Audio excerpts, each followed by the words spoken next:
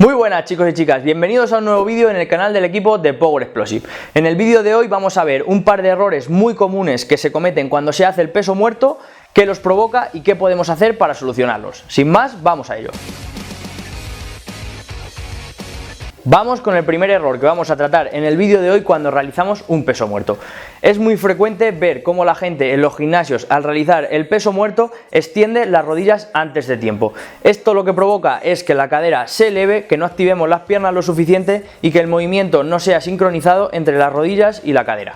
Una de las causas que puede provocar este error es no tener suficiente fuerza en la zona de los muslos, tanto en los cuádriceps como en los isquiotibiales, lo que hace que no seamos capaces de mantener la cadera anclada y realizar el movimiento de manera sincronizada. La segunda causa que puede provocar este primer error que estamos tratando en cuanto al peso muerto simplemente es la propiocepción.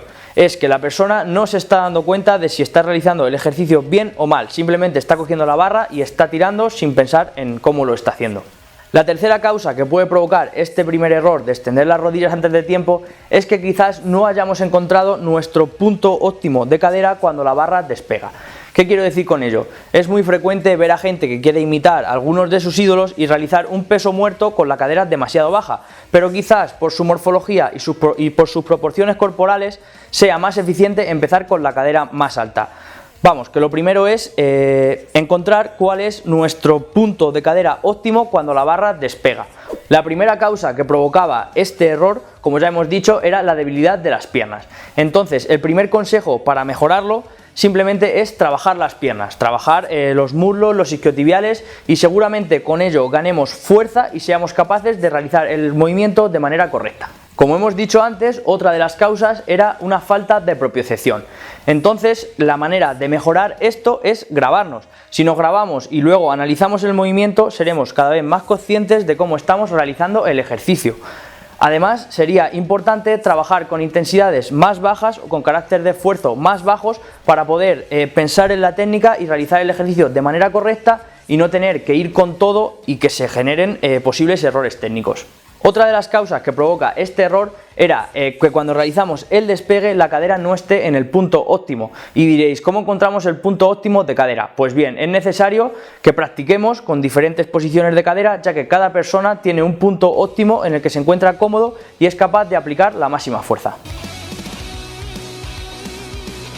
El segundo error que vamos a tratar en el vídeo de hoy y que junto al primer error que ya hemos tratado antes, en mi opinión son los más recurrentes cuando vemos un peso muerto en el gimnasio, es no ser capaz de mantener las curvaturas fisiológicas de la espalda y realizar lo que vulgarmente se conoce como un chepazo. Lo que este error puede causar es mayor riesgo de lesión en la columna, en especial en la zona lumbar. Entre las principales causas que pueden provocar este error están una debilidad de la zona central, tanto de la zona lumbar como de la zona abdominal. Habría que evaluar qué debilidades tiene dependiendo de cada sujeto para así poder atajarlo. Y la otra causa es simplemente no saber respirar de manera correcta. Si no respiramos de manera correcta no podremos realizar suficiente presión intraabdominal para mantener la columna de manera estable y que la musculatura se contraiga al unísono. La primera forma de mejorar este error es respirar de manera correcta. Para ello debemos realizar una correcta contracción del diafragma. Esto lo veremos si los hombros bajan. Como vemos, si contraigo el diafragma, los hombros bajan. Si estamos respirando y los hombros suben, no estamos realizando una correcta activación del diafragma. Con esta respiración de manera adecuada, lo que conseguiríamos sería aumentar la presión intraabdominal, conseguir que el aire vaya de dentro hacia afuera y mantener la columna estable. Otra de las causas que provocaban este error era la debilidad de la zona central.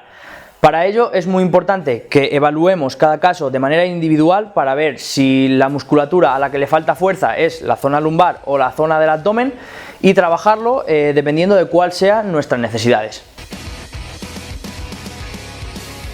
Por último, un apunte muy importante. Cuando hablamos de mantener la neutralidad de la espalda, tenemos que diferenciar entre zona lumbar y zona dorsal.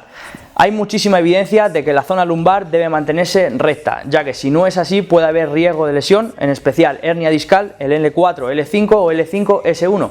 Sin embargo, no existe esta evidencia tan sólida si flexionamos la zona dorsal. Entonces, si somos atletas de fuerza y nos interesa meterle kilos a este ejercicio, puede que nos interese esta flexión de la zona dorsal, descolgar un poco los hombros, ya que supondrá una ventaja biomecánica y no está claro que haya un riesgo aumentado de lesión, pero sí que es importante mantener neutra la zona lumbar. Sin más, esto es todo lo que quería comentaros, espero que os haya ayudado, que le podáis sacar partido. Si así ha sido, dejad vuestra manita arriba y nos vemos en próximos vídeos. Un saludo.